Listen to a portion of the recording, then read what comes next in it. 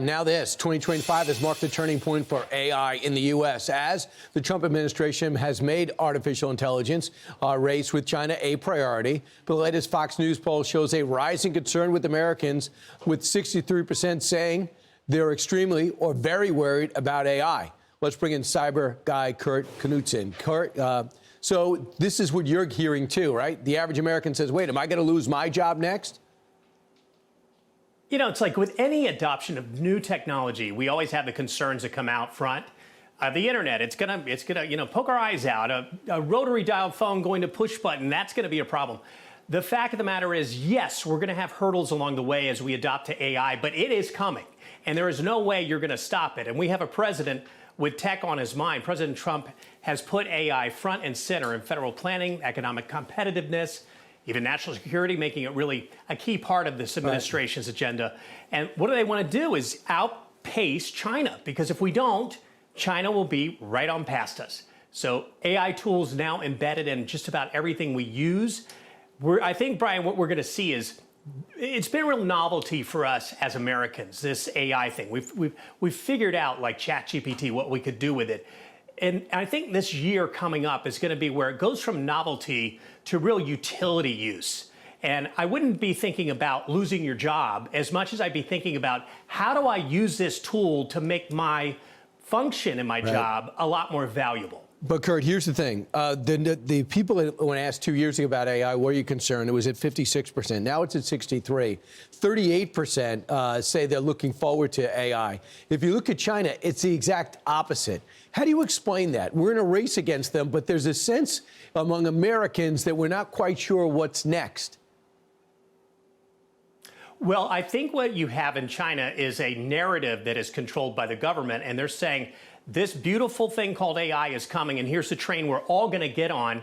And much like, they do. They don't decide on their own as much as we do Americans. It takes us longer to assimilate the information, work together, figure it out. And guess what, though? When we get it, when we as Americans really do embrace something, we do it better than anybody else. And we will win this if we can keep regulation down, but at the same time be sensible about the boundaries and handling the obvious things that bring about threats from AI. But no one denies there will be jobs eliminated. Here's the president handling that very question. We're going to have a lot of robots helping us because we need it.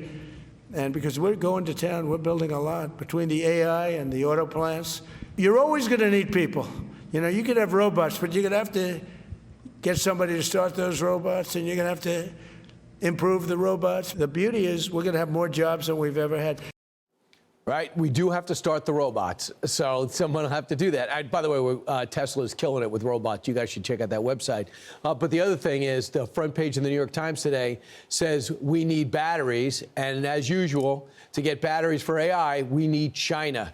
Are we going to address this issue? We have to. I mean, that's a big problem, with the supply issue being that China really is the only supplier of the kind of batteries that we do need moving forward. That's got to come from some other place, perhaps here in the U.S. or even more friendlier nations. I mean, that's just got to be addressed. There's a lot of technology that they need of ours, so we've got some leverage there, but at the same time, it would make a lot more sense for us to be more independent and able not to be cornered by the Chinese in this area. And I will tell you this, though, but I mean, if you yourself, I mean, in terms of getting ready for AI in 26, don't put your head in the sand. I mean, really, it's something to embrace and do it in a way where you're just smart about it. Right. Absolutely. So make sure you and your devices are secure and ready. So go to 2026 for 26. So go to cyberguy.com for details. Kurt, thanks so much. Have a great Christmas. Beautiful full Windsor. You have to teach me how you did that. No, it's actually a college knot that looks like a Windsor with the spread collar. More on that later as the show progresses. Thank you. All right. Go get him.